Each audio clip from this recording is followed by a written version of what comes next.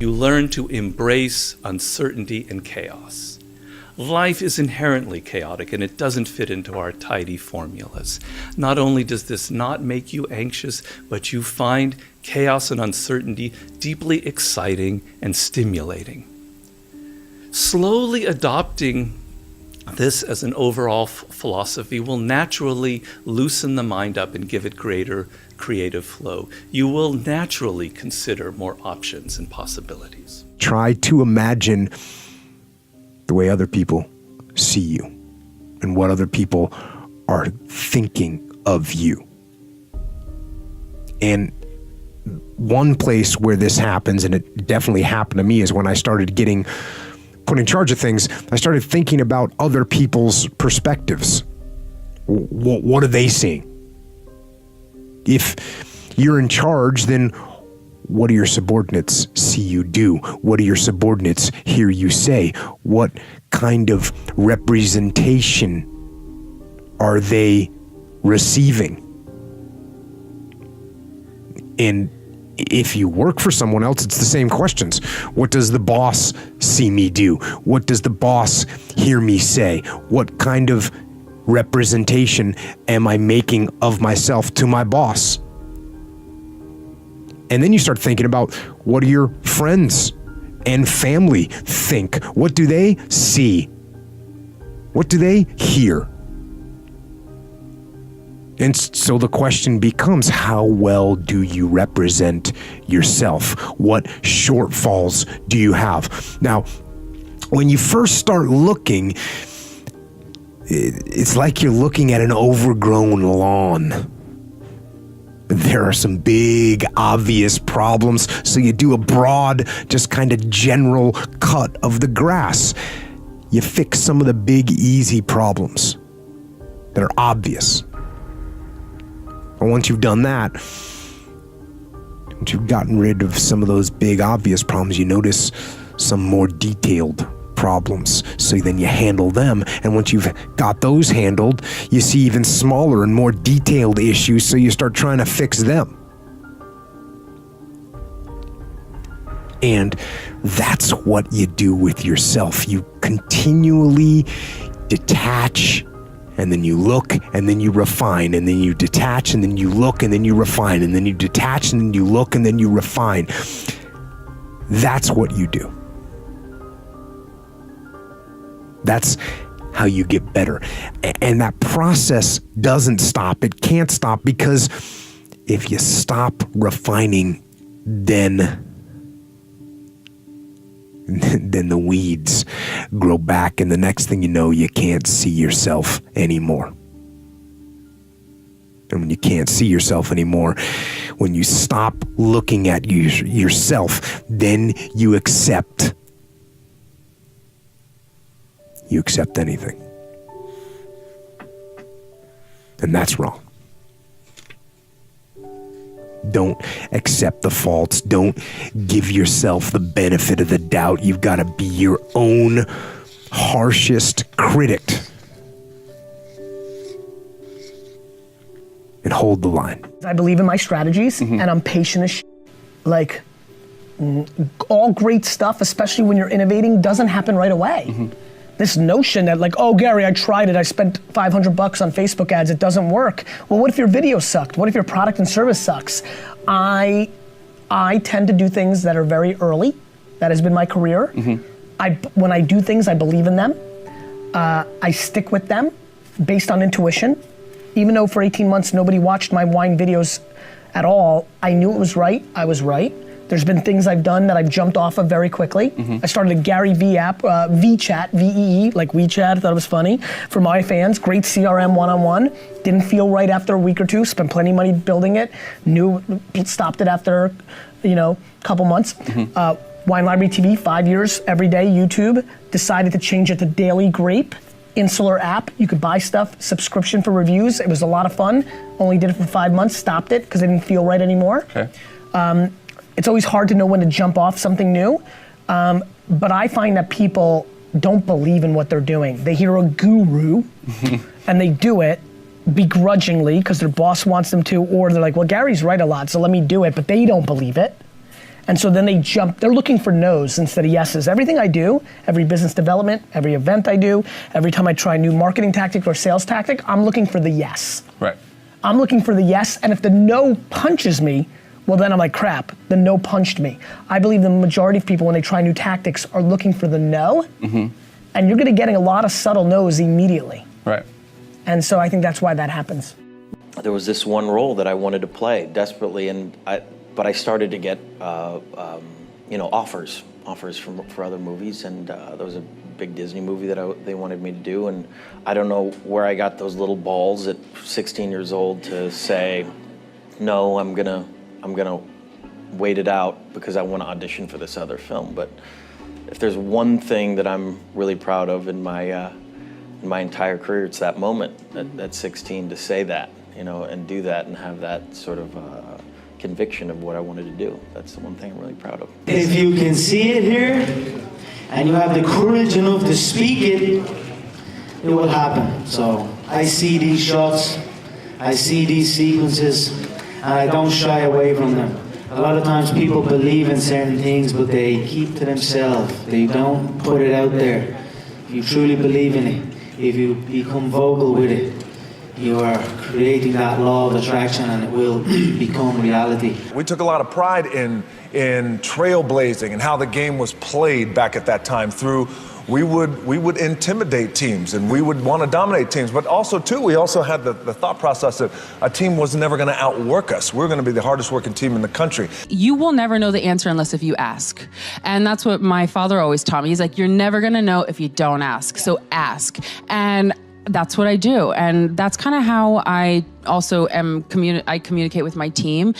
We know we're a team, but also we know that we can talk very directly to each other because that's how we set it up from the beginning. Right. And whoever the boss is, you set the tone. This is your arena. So however you set the tone is the way things are gonna go. So I always set the tone with kindness first, and then let's get ish done, baby. Starting with Lincoln Lawyer was a time when I said I wanted to recalibrate my relationship with my career. I remember saying that. I remember thinking I'm enjoying it. I love what it's given me. I like going to work. I like the things I've been doing. But everything I started reading, I felt like, it's another version of something I've done, or I feel like I could do it next week. And I remember going, well, wait a minute, before you get mad at thinking you could do something next week, that's a valid feeling. Don't just say no to something because you feel like you can naturally do it. But then I said, okay, fair. I'll shake with you on that, McConaughey, but let me find something that I don't know what to do with that next week or the week after. Let me find something that I really like, but I'm going, I'm not sure. That scares me, that shakes my floor.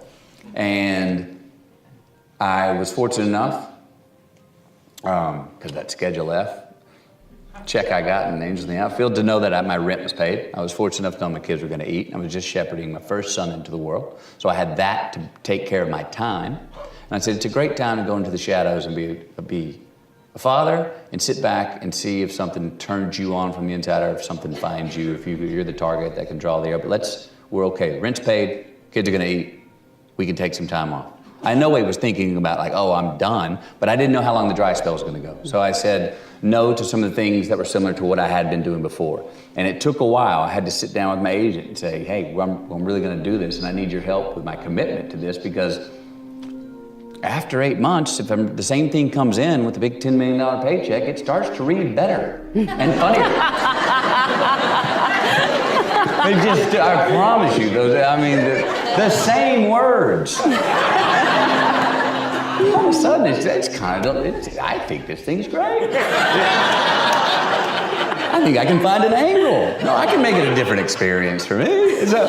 So I said, I'm gonna need your help bunkering down here and saying no to some things. And so I'm gonna need you to be a gatekeeper, one, to keep them from getting to me, two, but let's be real clear, I'm looking for some different things to do. He handled that. My wife, we said, we don't know how long it's gonna be dry. Then after they quit sending those, then it did get dry. Then nothing came for about a year. Wow. There was nothing. And I didn't have any sleepless nights or, oh my gosh. I was like, no, I'll find something, I'll write. I was writing a lot. I was turning myself on creatively. And as I said, I had my first son to shepherd into the world. And then the funny thing happened, the beautiful thing happened, that somehow the target drew the arrow. And I think my opinion is I became a new good idea by removing myself. I became, William Friedkin calls for the first time, Steven Soderbergh calls for the first time. Somehow in that 2 years, I became a fresh new idea that I don't think I was 2-3 years prior. How that works, I'm not sure, because I didn't send a memo out. But it did happen. Well, the whole thing about the writer who sees the job as a burden and something that they struggle along, it makes me think there was an album by a rock artist named Todd Rundgren. It was called The Ever Popular Tortured Artist Effect. And I sometimes think that writers draw this cloak of the tortured artist around them because A, you can get free drinks, and B, chicks love it. You know, they love that tortured thing going on. But I've always thought that it was a terrific job, and I've always felt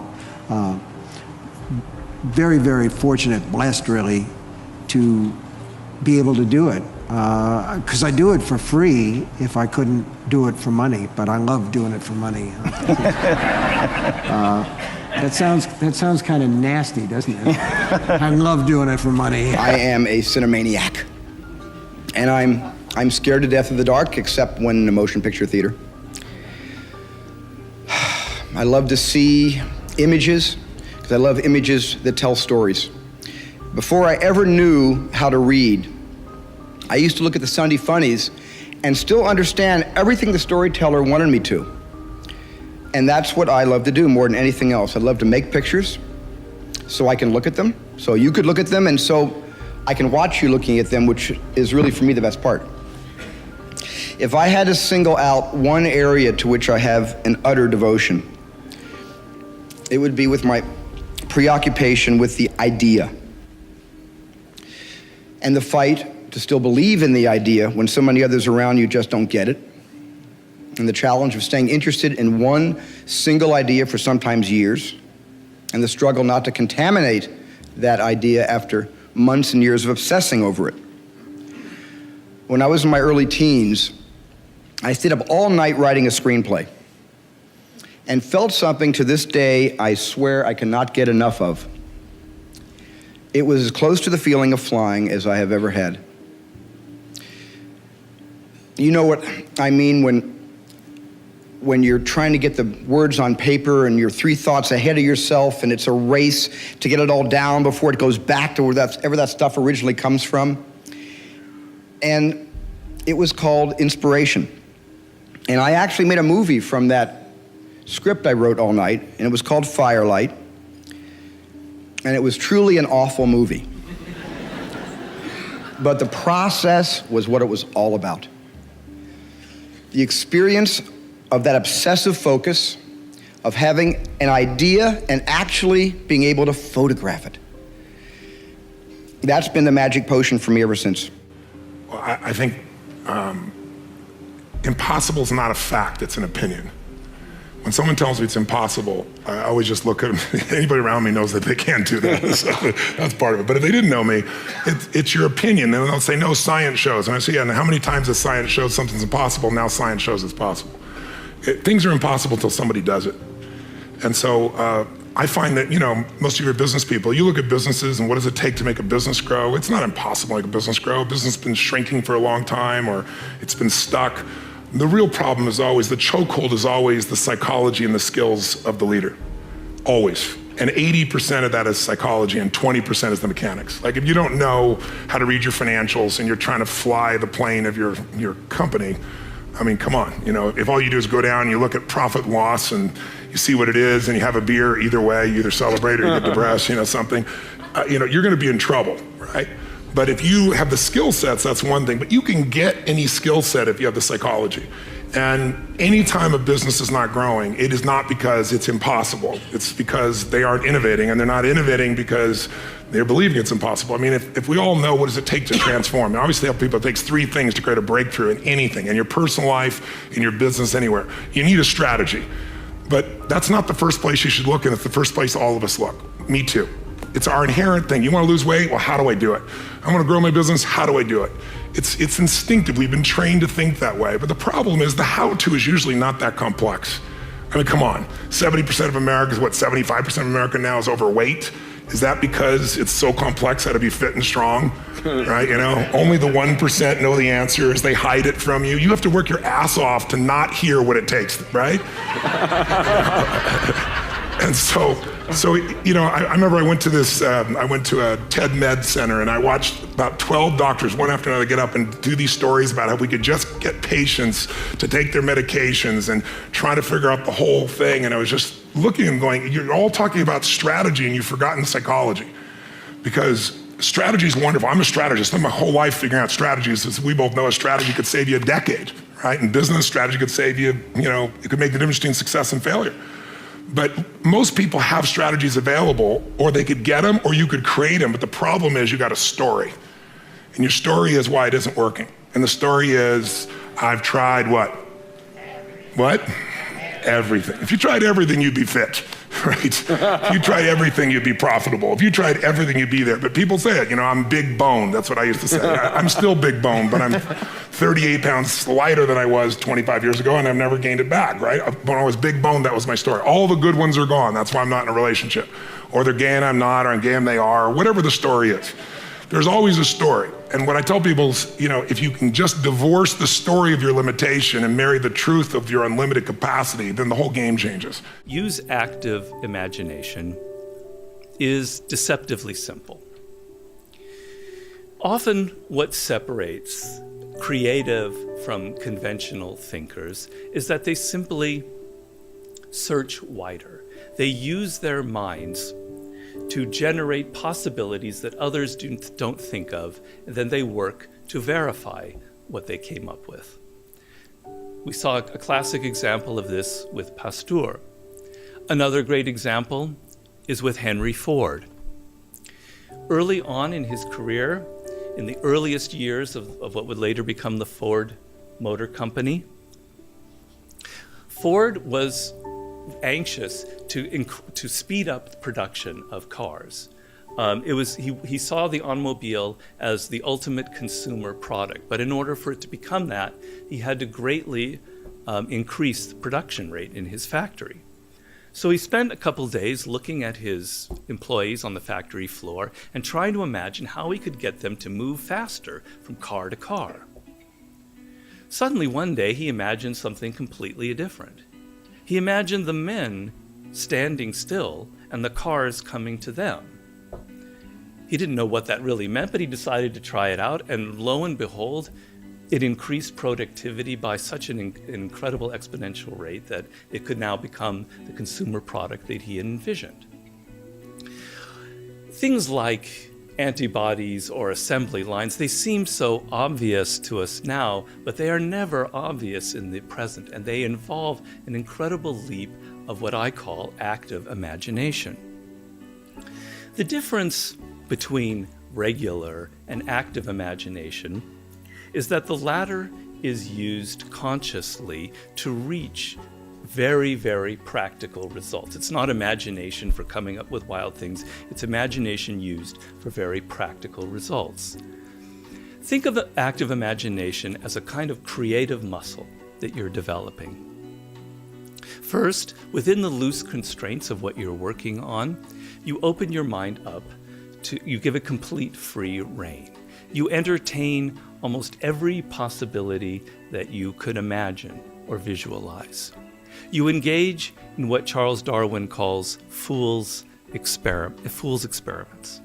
This is the fun, play part of serious play. You use notebooks, sketches, diagrams, models, prototypes to help externalize the products of your imagination. Once you have gone through this, you now enter the second serious part of the process. First, you choose one or few of the more promising possibilities that were generated by your imagination, and now you actively work to test, verify, or confirm it. This might entail launching a beta version on the public. Once you have feedback, you now go back into the first part of the process in a shortened form, using your imagination to perhaps take what you have into an even better and higher form, circling constantly through this process in shorter and shorter cycles until you've got something that's both incredibly imaginative and incredibly realistic and practical. By developing this, by going through this over and over and over again, you will develop your imagination into an incredibly powerful creative muscle. I don't know, there's a lot of negativity to some degree, a lot of grind. It just kind of feels like the grind a little bit. So I just kind of felt like it wasn't a space that I wanted to be in as much anymore. Like I want to be in a happy space where I'm just doing things that bring me joy. And it wasn't doing that as much, or I was noticing it. I was missing that or wanting it more. I think that's really what it comes from, is growing as a person and realizing, I think everybody's afraid to take chances and do something new in their life because they're identified a certain way, or they'll be judged if they don't do it, or judged if they do something different. And who are they now? And are they crazy? And what are they thinking? And, it's just life. Just do things that make you happy. I mean, I had to. I wanted to be open about it, as I'd been from the very beginning. It was, from an athlete's perspective, it was one of the toughest things that I had to go through. And I feel like sharing that feeling that I had and the vulnerability that I had to carry myself with. And for someone that's so strong and like mentally tough and have always, at 6'2", passionate about what she does, it felt really small. For one of the first few times in my life where I didn't want to write. I didn't want to continue writing the book. It took a long time to put those words onto paper. And I felt that was important. It's part of my journey. It's part of the reason why my book is called Unstoppable, because I've had this mentality from a very young age that no matter what is thrown at you, there's going to be roadblocks and you have to overcome them, and you can. Whether it's personal or people around me, when you see people that are positive, that look at something good and something bad that took place, they move along in life faster, they're better, and people want to be around these people. Too often people gossip. Then one gossip person wants to be around the other person that gossips. But they don't realize when you gossip, you're saying something you heard about somebody else. You're telling everybody, what if part of it was wrong? You're going to go out and tell every person you told this, oh, I'm sorry it was wrong. Tell everybody you told. It's not going to happen. So it's things you learn about. Don't gossip. Don't belittle people if you don't have to. God, please don't. Try and look at the positive angle. What good could come out of something? And that positiveness is going to make you live longer, happier, and wake up in the morning happy, not, oh my God, I gotta go to work, I can't wait till I get home, I want to retire, because people were not positive, they were not happy. And what happens when they retire? They hate their job, they retire, 3 or 4 years later they're dead because they have nothing to do. That positive attitude, be around positive people, encourage positiveness. If you find yourself walking around just complaining all the time around people that complain a lot, man, move or just try and do something different, change your life. Being positive and a positive attitude is find something positive and something bad. Makes you look for solutions. When I was down and out, pop bottles, let's get the pop bottles, cash them in. Beating the self-esteem drum for 50 years. Oh no, you're okay, you should feel good about yourself. Like, you're fine the way you are. It's like you think, well, that's a calming message for people. It's like, no, it's not. It's not at all. And I watch my audiences, it's like, it's full of people in the audience who think, I'm suffering a lot more than I think is tenable. A whole bunch of it's my fault. My life is not in the order it should be. I know I'm doing 50 things wrong. It's like, what the hell's wrong with me? What's wrong with the people around me? This is really serious. And some, well-meaning person comes up and says, you're okay just the way you are. It's like, no one wants that message. It's like, no, I'm not okay the way I am. I'm not okay at all the way I am. I know that. And so, when I'm speaking when I'm speaking now, I say to people, well, you're nowhere near what you could be. That's the positive message. It's like, yeah, you're a mess, but you don't have to stay that way. If you're a mess, you know it, obviously. You're suffering away like so much you can barely tolerate it. It's like, that's okay. You can do something about it. And that's the thing that turns the lights on. It's like, you could do something about it. It's like, 99% of people that say stuff like that are not willing to do what it takes to make their dreams come true. The Marines have a saying, everybody wants to go to heaven, but nobody wants to die. And that's just real. At the center of bringing any dream into fruition is self-discipline. Something as simple as food and eating, it's not about your body as much as it is about your mind. It's getting command of your mind to be able to choose actions that are in your own best interest. Every day, we are choosing shit that's not in our own best interest, right? So if the world is attacking you and the world wants to fight you and the world's trying to hold you down, so you're gonna kick yourself in the balls? So you're gonna stop yourself from getting what you dream. Self-discipline is the center of all material success. You cannot win the war against the world if you can't win the war against your own mind. The biggest struggle, man, was just getting around other people that would say I could do it. I mean, that's the biggest struggle. Just you get around one guy says, yeah, you can do it. And then you talk to him tomorrow and he's like, no, dude, this is freaking, you can't do this. You know, there's so few people telling you to do it. You know what there is a lot of? Save your money, protect yourself, conserve, don't spend, don't take risk. Taking risk is the new way to be risk adverse. So the biggest struggle for me was my family, man. The people closest to me was the biggest struggle. Every time I went out to do another deal, everybody told me, you don't need to do that, man. The only person that was encouraging me was my twin brother, because I would see how he was doing it. Dude, he was making his swings. And so every time I'd get around other people, so I'll tell you a little trick I did. On weekends, I would always go see homes I couldn't afford. That has always inspired me. I would go drive neighborhoods. Literally, I've done this my entire life until I finally got to the point where they wouldn't even let me in the neighborhood. There's neighborhoods in Miami, dude, you can't even go see. They won't even let you in the gates. Most of them you can get in if you know some of my tricks. So the point that Shovita's writing on the board right now is you got fuel in your tank.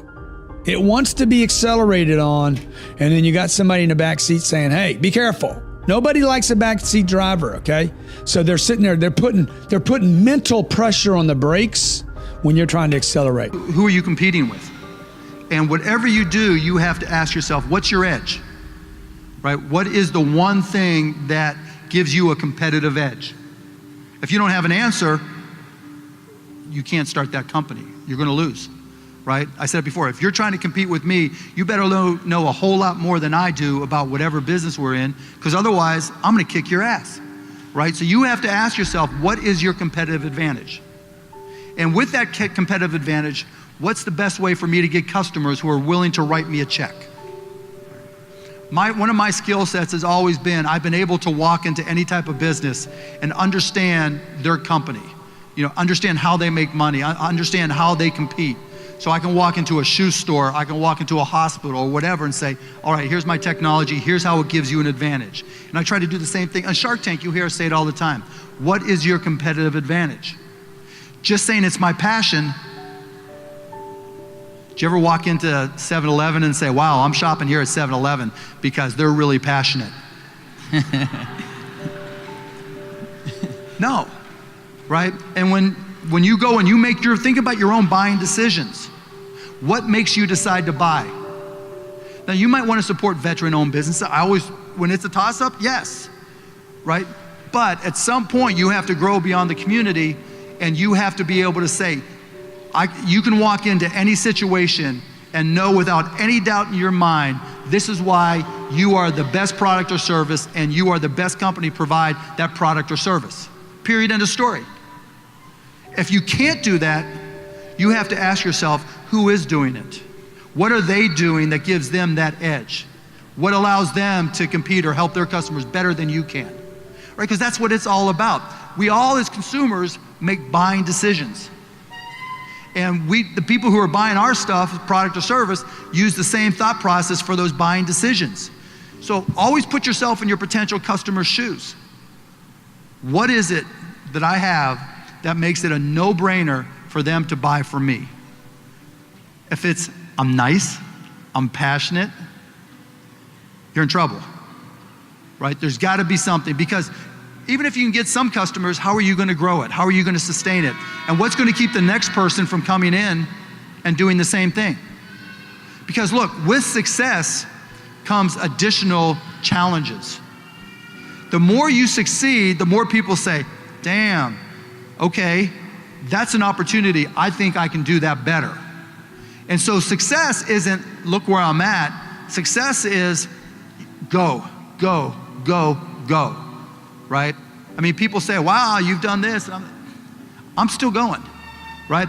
To me, business is the ultimate sport. And there's nobody on the face of the earth that's more competitive than I am. I've said that to Magic Johnson, Michael Jordan, Larry Bird, you name it, right? Any athlete, any business person. It is the ultimate sport, and we're competing all the time. What is it that gives you an edge that allows you to compete? How do you sustain that? And how do you find more people that say yes to buying that? That is going to be the key to your business. And how do you sell it? If it were easy to get what you wanted in life, Google would have already figured out an app. You would just type in, okay, I'm a student and I want to go from being a student to being successful. And Google would tell you, go to college, then you get your master's, then you land this killer job, and then you put in a bunch of FaceTime while you're checking Facebook. Then you get promoted to manager, and then you realize managing people kind of stinks, and then you keep climbing the corporate ladder.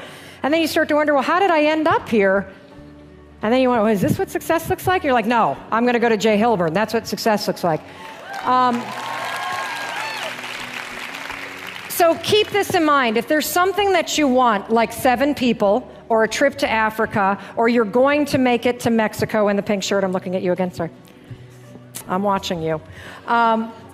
And rooting for you. Keep in mind this. Here you are. This is what you want. I spend a lot of time on lacrosse fields, although they don't really look like this. You tend to think that what you want, you just march right towards it. But if in sports you march right towards the goal, what happens? The defenders come in. And what the defenders are is it's your brain saying, ain't gonna happen. So the second you start moving toward that thing you want, be ready. You're gonna tell yourself you don't feel like it. You're gonna have to force yourself. It's happening. There's no way to get around it. So what you're gonna have to do is you're gonna basically get bounced around a lot. All over the place. And there are gonna be a lot of times that you feel like this was a really dumb idea to start this business because it's gonna get hard. And I wanna remind you about something. Unlike a sports field where there's an in and out of bounds, the great thing about life is there actually aren't any. And it's usually in those moments where you feel like you can't do it, that you're closer than ever to having everything that you wanted. And I wanted to show you this so that you keep it in mind, because I think a lot of times when you look back, it's the darkest moments where you realize, holy cow, that's what projected me forward. Sleep at the same time, wake up at the same time, 7 days a week, no matter what. Really? Sleep is so valuable, it's so important, Yeah, I it's so believe that. underrated. I used to think that, here's what I'm a fighter jet. I would literally walk around the house, honey, I'm a fighter jet. Fighter jet, doesn't even come down to get refueled. They're up there getting refueled, right? Right. We've all seen the YouTube videos. Yeah. Well, the fighter jet, if they leave those afterburners on too long, they just fall out of the sky, which no one had told me. Right. Until I fell out of the sky. I was having essential tremors and anxiety attacks and not realizing it. And as I got better at sleep, those just went away, because one discipline leads to another and to another. How you do anything is how you do everything, yeah. right? And so that one thing that he taught me, or I learned through him, and we'd be in Vegas, we'd run a mastermind together, because now we run a mastermind together. And at 8 o'clock, and he's gone. Buddy, where are you going? I'm like, sleep. Yeah. I'm there by 9 or whatever, right? Or, Yeah, exactly. And he powers off 30 minutes, all his electronics before. So now I do the same thing. I power off. I don't go to bed and then do this. yeah. I'm powered off 30 minutes before, and my mind stops racing, and the left and right side start reconciling of the information I took in throughout the day versus the information I keep consuming, taking it, right? Until I fall asleep, and then Lord knows what happens in my brain. Right. What time do you go to bed and wake up? 10:30. 10:30, I'm in bed, wake up at 5:30. Wow. And it's been like No matter that what, even if you're in Vegas or Mhm. traveling around the world or whatever. Yeah, I'll adjust to that time zone real quickly, and 10:30 I'm in bed, 5:30 a.m. I wake up, and I go right through my rituals. How did you stay motivated all the time? People ask me that all the time. And the answer is, I didn't. And neither did you to become successful. The separator in life is really important. People think the most inspired, motivated person wins. Nah, not really. It's the person who can work on the days they're not inspired and motivated. It's what do you do when you're not feeling great? What do you do when it's not your best day? How do you do that? Carries you through is rituals and habits. So when you're fatigued, when you're tired, when you're under pressure, you react reflexively. And so successful people rely on habits and rituals, not just their inspiration and motivation level. Of course, we're both professionals at being motivated and inspired, but that's not every day, every minute. And so what do? I work on the days because my habits and rituals carry me through. And so for me, here's how I look at my life and my day. If I can control the first 30 minutes of my day, and the last 30 minutes of my day, I have a whole lot better chance of the middle of my day being controlled. And so I'm a freak about the first 30 minutes of every day. It's really about the first 45 minutes, and I'm obsessive about the last 45 minutes of every single day. That gives me some illusion in my mind and measure of control. The other thing it does, it delivers to me habits and rituals that serve me, that I do every day that are consistent. It gives me comfort in stormy times. That ocean out there is raging at the top right now, right? The waves are crashing. At the bottom of that ocean, it's completely calm. At the bottom of that ocean is the habitual part of the water, right? It's the part of the water that stays the most consistent. That's why it's so calm, okay? So when you see someone out of control, their emotions are up and down all the time. This is someone who is without rituals and habits. Successful people have those, and so they do. And so it keeps me calm, it keeps me comfortable. Because I believe ambition is not a dirty word. It's just believing in yourself and your abilities. Imagine this. What would happen if we were all brave enough to believe in our own ability, to be a little bit more ambitious? I think the world would change. And I had about a year and a half where I would audition, and I would get 1 callback, 2 callbacks, 3 callbacks, and I never got the part. And I remember feeling like I'm too tight. You know what I mean? I think maybe I'm studying too much. I remember talking to myself, and maybe I'm studying too much about the import of the line and everything. And you know what? I think I need to go back to doing what I did when I first started, which is I was just a guy and I improvised. So I had a film that I was cast for, and I was playing this on-the-border Mexican drug lord. And I told myself, I said, I'm not going to look at the sides. I'm not even going to read the script. It's an on-the-border Mexican drug lord. I hear the synopsis. If I know my man, then I'll show up and just, obviously, I'll read it right before I go on. And if I know my man, that'll be like, well, that's exactly what he'd say. Foolish. I go to set that morning. All right, all I got to do is have a glance at it, and it'll be like, yep, I know how to do it. Well, I look at it right before we're about to say action, and it was a 1.5-page monologue in Spanish. Oh, and I remember I felt this drip of sweat come up on the back of my head and go down, and I for whatever reason, I looked over and I said, can you give me about 12 minutes? Why I said 12 minutes, I don't know. I figured it was like not long enough to be inconsiderate, but long enough to maybe get a little bit of that stuff. Anyway, I think I was horrible in it. I stammered through some Spanish and tried to look at lines. So then I was like, okay, that's not the way to go. There's a blend here of having to do your due diligence, do your studying, but then being able to go there on the day and relax and throw it all away. The best description of writing a novel that I ever heard was actually in Thomas Williams's book, The Hair of Harold Drew, which is about a novelist trying to write a novel, and it just covers like 1 or 2 days in this process, and a lot of things happen to him. It's a fabulous book. But he says that writing a novel is like building a little campfire on an empty, dark plain, and one by one, these characters come out of the dark, and each one has a little pile of wood, and they put it on the fire, and if you're very lucky, before the fire goes out, it's this big bonfire, and all the characters stand around it and warm themselves. And that's the way it's always been for me. I have a good friend over in Vermont, John Irving, and John says that he always begins a novel by writing the last line. And to me, that's like eating your dessert before you eat the meal. And everybody works a different way, and God bless John, and he's done some wonderful work in his lifetime, and he'll probably do some more, but I could never write a book that way.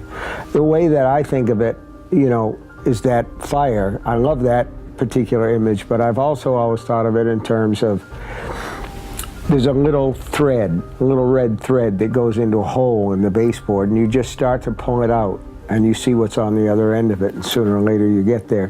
For me, the fun of writing novels isn't in the finished product. which I don't care about that much. There's a guy who was looking at my shelf over there. All the books are on the shelf, and to me, those are like dead skin. The things that are done, but I love the process. I get it back by remembering that you might die tomorrow. That's true. So I'm inspired by practicality and reality and the truth, which is, it is ridiculously impossible to become a human being. I am one.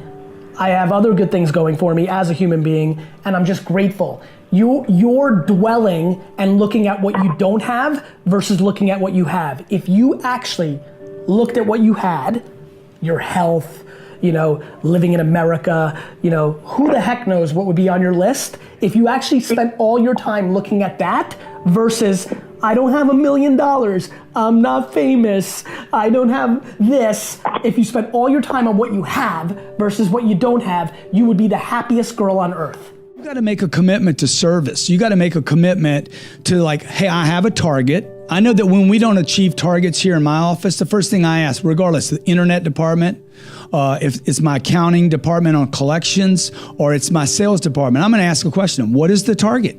No target results in no sales. So if you're in parts, if you're in service, look, have a target. Measure that target hourly. If you really want to get results, measure your target every hour to see what did we get in the last 60 minutes. I promise you, do those two simple things. Don't even learn anything about how to sell anybody anything. Have a target, measure it every hour, and I guarantee your sales will come up. Why do you prioritize sleep so highly? Just curious of what makes you so committed to that and the science behind it. Thank you for all you do. I find that I'm slower when I'm fatigued. So I find myself drifting. I have more symptoms of what we'll call ADD, so that my attention just drifts. And then I find I'll read a sentence or whatever and be like, God, I have to reread the sentence like 10 times. So that was just going, whoa. I'm not as efficient as I could be. And then the other is I find it a unique form of misery. There is an additional ring of hell that is saved just for people who are fatigued. I hate it so much. So it's misery, and I don't understand people that live a life that is miserable. I just don't get it. And then on top of that, I think you actually accomplish less if you're fatigued. So you're putting more hours, but you're actually getting less done per hour. So if being fatigued puts you at 0.6 of what your output could be, and then being just incredibly well rested, prioritizing that puts you at, it's, I guess mathematically I should be saying just 1, then you have to make up 40% of the number of hours in waking up early just to break even, and then you put misery on top of that. So that's my N of 1 experience, is that I am so deadly efficient when I'm rested that I just get more done. So comparing those two side by side, I actually accomplish more.